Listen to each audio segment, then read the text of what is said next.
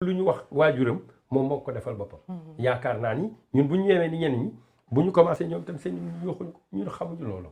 bu ñu kenn dugal ci. gaam yooyu ay yëfi def yëfi baadooloog def yëfi yoo xam ni day gàkkal yëfu Sénégal loolu buñ ko nangu nañu def nan daan def nañu supporter ba bëgg a dee ba yàlla may ñu ndam ñu dem ñibbi parce que nag yàlla du farak kuy def ay njuuj njaay kuy tooñ yàlla du farak moom gëw mu mukk ci tooñ yi ñu def yëpp il est vrai que heureusement que la mission avancée réglé woon na un certain nombre de problèmes réglé bus bi réglé hôtel bi et cetera de telle façon que li nga doon def noonu c'est anecdotique xam nga Sadio Mané ku mel ni Sadio Mané buy ñëw di jouer contre sa équipe nga koy siffler mooy la même chose Salah buy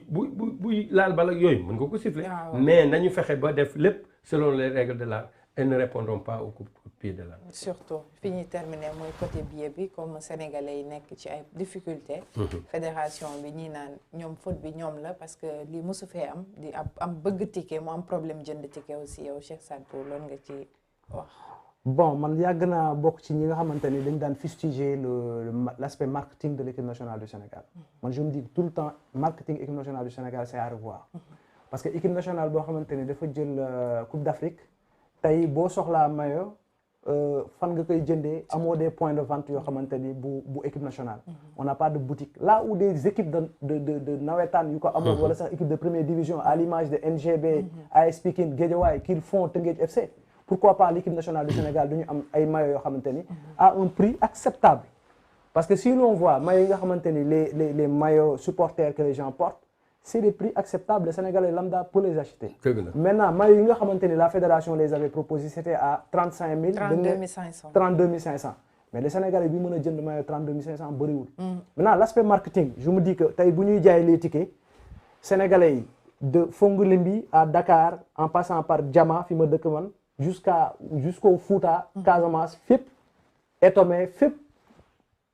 ci Sénégal ñoo bokk équipe nationale. donc dañoo war a mën a tolloo. ci équipe nationale. surtout fi ma koy waxee mooy tey le Sénégalais qui est dans le Waalo bëgg seetaan match bi ban point de vente la am biir Richard Toll wala biir Ndombo wala biir Diama pour jënd ticket. wala biir Fouta.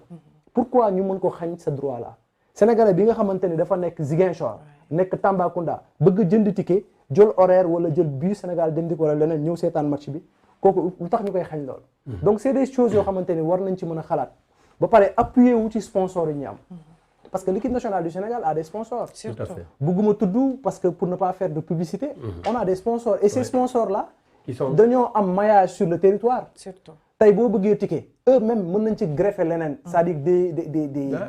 yeneen marketing yoo xam mën na ci nekkaat ñoom aussi ñu participer ci ba sénégalais bu nekk mën a am le billet à un prix acceptable. parce que tey boo xoolee le billet de 3 000 francs on le vend à 11 000 12 000. il y a des gens qui veulent man sama benn xarit woo na ma tey. il me dit que je veux un billet de 100 000 j'ai 125 000 pourquoi ñuy dugg ci spéculation boobu ci wàllu billet. maintenant loolu liggéeyu fédération la.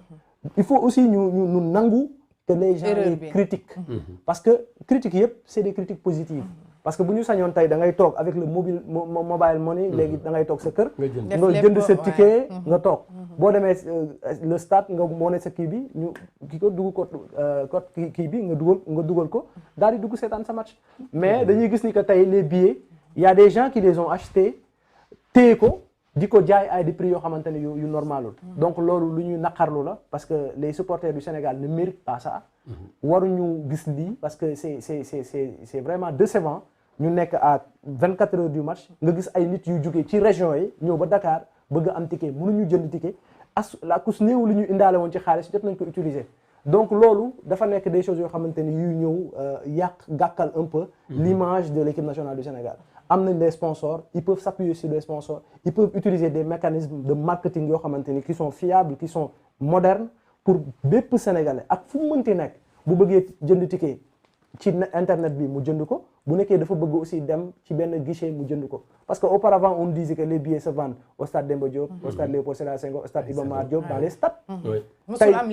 musul am lii maintenant les stades peut-être que beaucoup de stades sont fermés mais boo xoolee dans le Sénégal je veux pas citer de sponsors mais dama leer ni que tey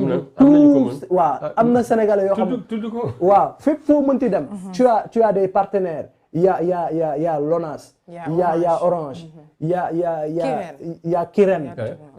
il y a La Poste et tout. Il y a des choses yoo xamante ni waruñu si nekk sax di ci wax. Beneen affaire aussi ma bëggoon ci revenir. Il faudrait que ñun suñuy changement ñu def leen à temps. Parce que man je peux pas accepter ñu toog di xool ba 88e minute ñu naan dañuy def changement. Est-ce que ce changement là dañ ko def pour gagner wala dañ ko def pour yow da nga war a casser du temps ou bien waaw parce que les changements là on les fait pour gagner pour améliorer une situation pour boucher benn affaire wala pour améliorer pour corriger on ne fait pas de changement pour faire des changements du yow non yow préparer tu vas jouer c'est pas ça on fait un changement parce que bu ñu gisee ni que elle dit ça marche pas ça Lucie il marche pas kii ñëwal dugg nga stopper hémorragie bu amee mais nos changements il faudrait que Aliou Cissé aussi bàyyi ci xel les changements doivent être faits à temps mu nekk des réactions yoo xamante ni yu intelligentes yu ñu ko def ci yenn moments yi donc pour finir avec les billets di wax ne que cette fois-ci jàll na ñëpp xam nañu li xew parce que y a aussi des fraudes. Carton rouge. waaw c'est un carton rouge pour la fédération. Donc prochainement yaakaar naa dinañu mën a jàng aussi ci situation bi ba ñu mën a éviter situation bi nga xam moom la ñu nekkee parce que 3000 francs nga am war a mën a dugg dans le terre nga war a fayaat encore beneen 3000 francs beneen 3000 moo la ciy fekkaat muy 6000 nga war a dem seetaan match bi donc war fa yendu aussi war fa yendu donc loolu yëpp da di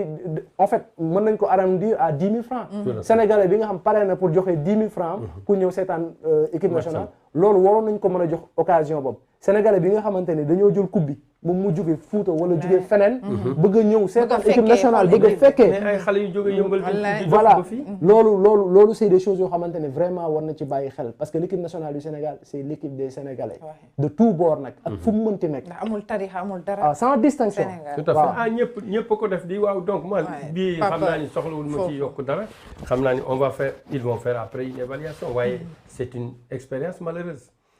parce que wax dëgg yàlla dëgg neex yàlla il a fallu l'intervention des forces de l'ordre pour régler certains problèmes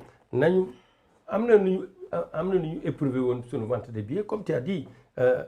boo jëlee fu mel ni Orange wala ñu tudd Lonase ñi nga xam ne yëpp dañu nekk ci sponsoru fédération bi ils sont un peu partout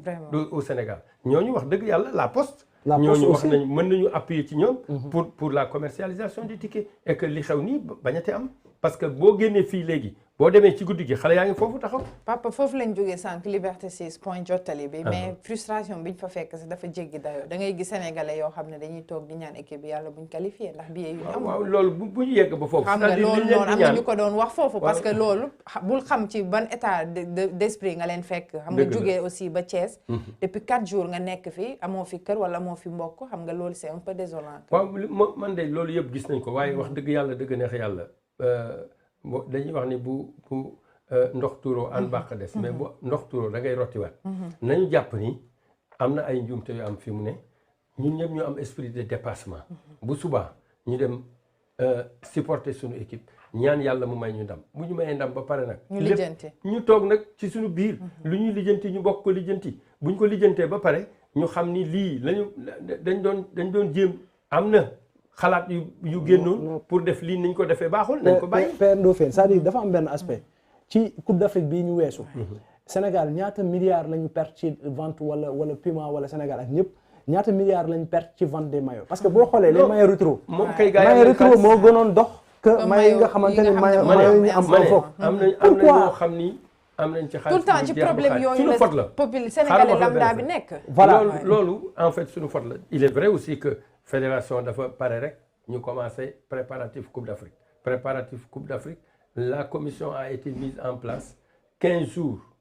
la mot moo ko yor 15 jours avant le démarrage de la Coupe d'Afrique ñu jógee Coupe d'Afrique immédiatement ñoo ngi dugg ci Coupe du Monde mais loolu yëpp ay constat la parce que ay lay la rek c'est-à-dire man dama ne bu dee défaite il faut savoir éviter la défaite parce qu'une défaite on peut toujours l'expliquer ñun la ñu jàpp loolu ni ci li nga xam ni lu sooxe la buñ ci jógee nañu daal di jóg nañ daal di jëm immédiatement sur le domaine du sponsoring, du marketing et de la communication. Je crois que sur ce plan-là il y a à boire et à manger waaye il faut taire nos querelles metti na parce que wax dëgg yàlla dëgg neex yàlla man de sama téléphone bi day bëgg a toj sax ak ay wutum billet. ku ne di la ñaan yaakaar da ngaa yor. voilà wutal fu ma ko mën a jëndee. waxuñu sax ñu may la fu ma mën a amee billet lañ lay wax donc loolu buñ ko dëxëñee nañu d'accord ñun ñëpp ni. am na fi mu ne ci njaayum billet bi am na ci ay tolof mais nañu ko noppi ñun ñëpp te xam ni am na loo xam ni ci biir kër gi lañ koy waxtaanee bu ñu demee nag. ba pare buñ paree ñu toog la ñuy waxtaan ñu waxtaanee ko li ñu war a jubbanti ñu jubbante ko. yal nañu yàlla may suba. amiin yaa rabbi sa dernier mot Cheikh Sadbou jox ñu rendez-vous demain incha allah. waaw dernier mot mooy remercier la ci invitation bi remercier encore une fois sama papa Ndofène. c'est toujours un plaisir d'échanger avec ay sommités du football comme Ndofène parce que ça nous permet aussi ñun ñi nga xamante ne ay xale lañ. dañuy jàng dañuy taataan xam-xam ci wàllu sport bi nga xamante ni wàllu football bi ñu gën a bëgg. donc loolu c'est très important di remercier encore une fois bépp téléspectateur bu Sénégal 7 parce que wax yomb na mais ki lay déglu aussi di jël connexion di la déglu loolu aussi c'est quelque chose de très important ñu ngi leen di remercier bu baax di leen nuyu ñoom ñëpp di nuyu encore une fois sama famille di nuyu sama sëriñ quoi ma Abdoul Aziz Dabakh di nuyu sama benn xarit Dave bu Mermoz maa ngi lay nuyu bu baax ak sama beneen xarit bu nekk Maroc moom il est tout le temps scotché sur Sénégal 7 muy maxu ak jabaram di nuyu Sénégalais yëpp di ñaan yàlla jox ñu ndam bu sedd ba incha allah waaw na ñu am ndam rek ba pare après leneen ñu xoolaat ko papa sa dernier mot looy tàggatoo waaw maa ngi leen di gërëm di leen sant wax dëgg yàlla dëgg neex yàlla sawar naa toujours di ñëw ci yéen parce que wax dëgg yàlla dëgg neex yàlla suñu xel ñun war naa dal parce que xam nañ ni puso bi du réer ngir plateau bu ma ko bokk ak yéen ba pare su ma demee it damay xam ni rek xel mën naa dal parce que ni ngeen koy defee li ngeen ci indi yëpp wax dëgg yàlla lu jëmale football bi kanam la mën nañoo fi mu ne ñun xëy na di gunge encore en attendant waaye wax mën nañoo sant bu baax a baax te xam ni puso bi du réer maa ngi wax xale yëpp nag ne leen yëf yi metti na waaye nañu bës seen xol te jàpp ni lu mel nii dootu fi am parce que bu ñu fi jógee wax li nga xam ni dañ ko war a jël nit ñi dañ ko war a jël pour matukaay ba nga xam ni ku mën a foo mënti nekk foo nga longee foo mënti nekk da nga mën a jëndi sa biir comme sénégalais bi nga xam ni moo nekk Ndakaaru parce que damaa gëm ni waruñu ne rek ñii am na jiitu nañu ñoom ñoo réservé woon dañu war a mettre tous les sénégalais au même pied d'égalité ku mën a jënd boo mënee jënd ak sa téléphone nga mën koo jënd mu am ay point de vente comme ni ñu ko doon defee ku ne mën ngaa dem foofu jënd xale yi nag maa ngi leen di ñaan li fi ngeen jëm bu leen dara détourné gëm naa ni bëgg seen équipe rek moo tax ngeen di def nii yàlla na leen yàlla may li ngeen bëgg mooy ndam suba buñ ko mayee ba pare gëm naa ni lii yëpp dootu am. d'accord papa di jaajëfal Cheikh Sadbou di la jaajëfal aussi papa tout le temps di bokk ak yow plateau di jaajëfal